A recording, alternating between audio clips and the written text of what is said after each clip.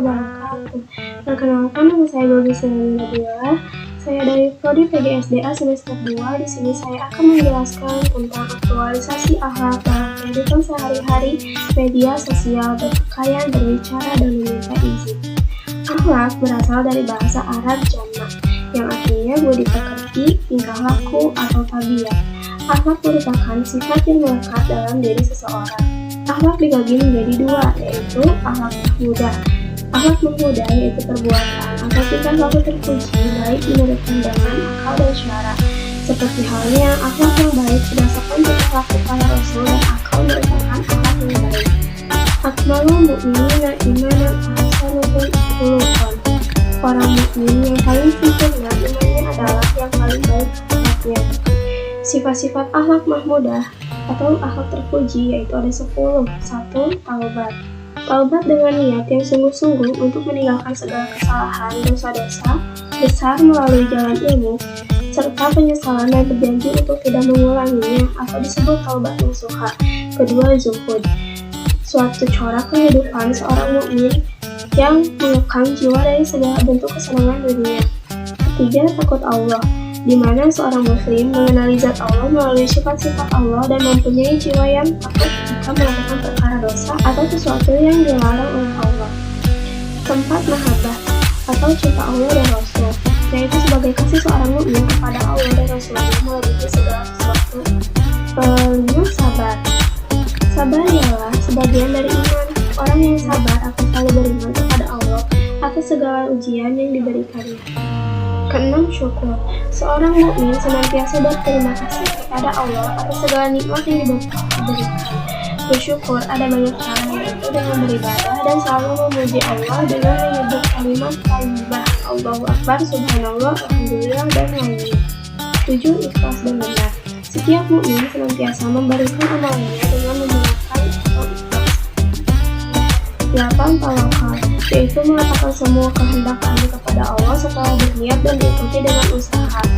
9. Ridho dengan qada Allah, maksudnya segala ketentuan Allah itu sama, ada baik dan ada juga yang buruk. Keduanya harus diterima dengan rasa syukur atau rasa sabar. 10. Mengingat mati. Mengingat mati kematian adalah sebagian dari orang yang pintar, karena mereka selalu bersedia jika mati dengan segala ibadah yang telah dilakukan, baik salat, mengaji, ataupun bersedekah.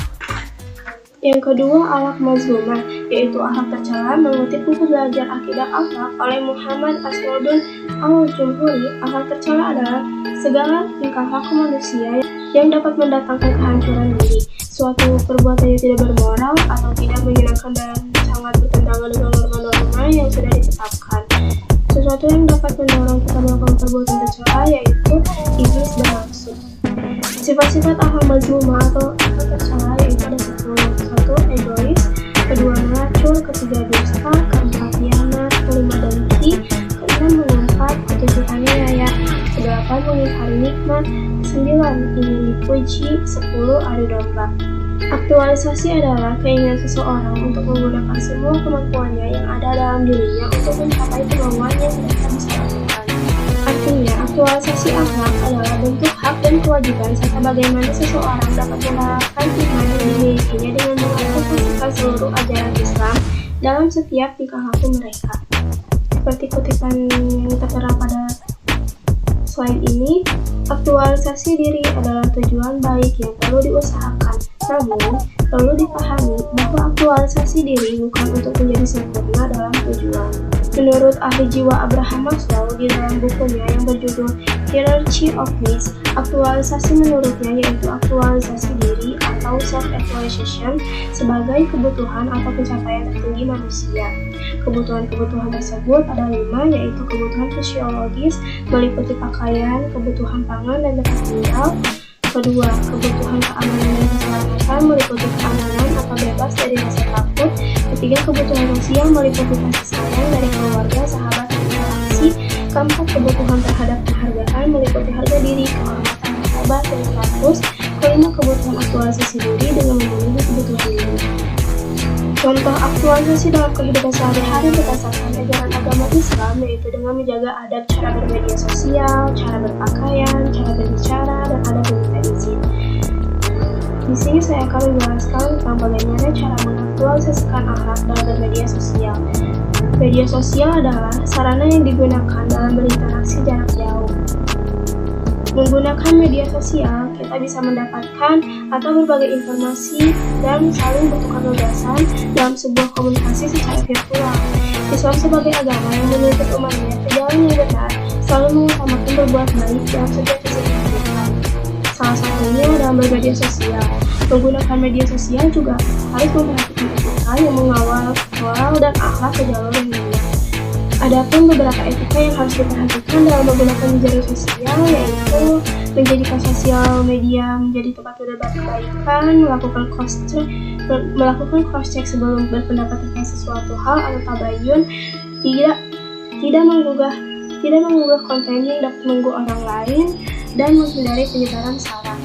Yang kedua, bagaimana cara mengaktualisasikan akhlak dalam berpakaian. Sebagai seorang muslim, tentu kita harus memperhatikan aturan atau etika dalam berpakaian adat. Berpakaian dalam Islam yang utama adalah menutup aurat. Islam juga melarang orang untuk berpakaian yang mengundang syubhah atau perhatian orang lain. Kata aurat berarti sesuatu yang harus ditutupi dan tidak boleh tampak sedikit pun. Aurat bagi laki-laki adalah pusar dan lutut, sedangkan bagi wanita adalah seluruh badannya kecuali muka dan telapak kaki. Di dalam surat Al-A'raf ayat 26, "Wahai anak cucu Adam, sesungguhnya kami telah menyediakan pakaian untuk menutupi auratmu dan untuk perhiasan bagimu, tetapi pakaian takwa itu yang lebih baik." Berikut tata cara berpakaian yang baik menurut agama Islam. Ketiga, bagaimana cara mengaktualisasikan akhlak dalam berbicara. Salah satu penerapan akhlak dalam kehidupan sehari-hari yaitu memperhatikan bagaimana etika sosial saat berkomunikasi dengan orang lain. Islam mengajarkan adab cara berbicara karena itu merupakan salah satu penyelamat dari lisan sendiri. Nabi Muhammad SAW bersabda, "Selamatul lisan bihidfil lisan." Keselamatan manusia tergantung dalam menjaga lisannya. Etika berbicara yaitu berbicara dengan baik, menghindari perdebatan, menjaga intonasi suara, tidak berkata kasar kepada lawan bicara.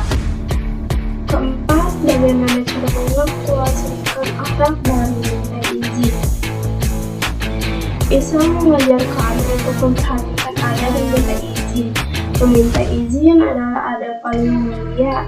Adab ini berlaku bagi seluruh umat Islam, baik laki-laki atau perempuan, anak-anak maupun orang tua.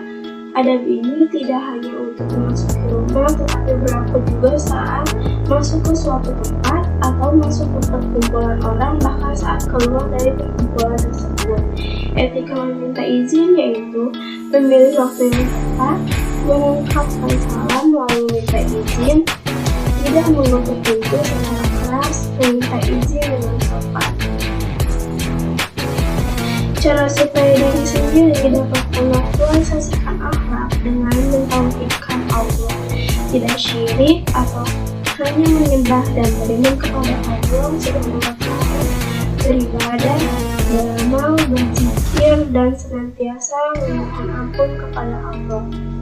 Beberapa pedoman untuk bisa mengaktualisasikan diri yaitu dengan belajar menerima diri sendiri, menjalani hidup dengan fleksibel, menghargai hal sekecil apapun dalam hidup secara otentik, melaksanakan perintah Allah dan menjauhi larangannya, berpegang teguh kepada Al-Quran